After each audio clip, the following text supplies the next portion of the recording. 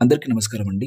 తాజాగా Delhi high court BJP కేంద్ర ప్రభుత్వానికి కొన్ని ఆదేశాలు ఇవ్వడం జరిగింది. అవి ఏంటో మనం ఈ వీడియో ద్వారా తెలుసుకుందాం. అంతకన్నా ముందు ఒక చిన్న రిక్వెస్ట్, ప్రతి ఒక్కరూ మన ఛానల్‌ను సబ్స్క్రైబ్ చేసుకోండి. ప్రభుత్వం నుంచి వచ్చే ఏ చిన్న అప్డేట్ అయినా మీకు అందరికన్నా ముందు తెలియజేస్తాను. కేంద్రంలో ఉన్న బీజేపీ ప్రభుత్వానికి ఢిల్లీ హైకోర్టు కీలక ఆదేశాలను జారీ చేసింది. దేశంలో ఉన్న ప్రతి ఒక్కరికి స్థిర చరాస్తులను ఆధార్‌తో అనుసంధానం చేసే విషయంపై పరిశీలించి 3 నెలల్లో నిర్ణయం తీసుకోవాలని కేంద్రాన్ని కోర్టు ఆదేశించింది.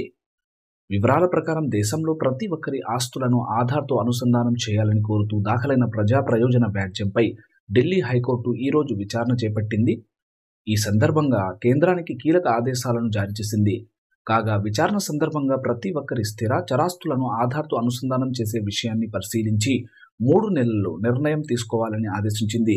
ఇక ఇదే సమయంలో పిటిషనర్ లేవనెత్తిన అంశాలను విజ్ఞాపనగా తీసుకోవాలని కేంద్రానికి సూచించింది.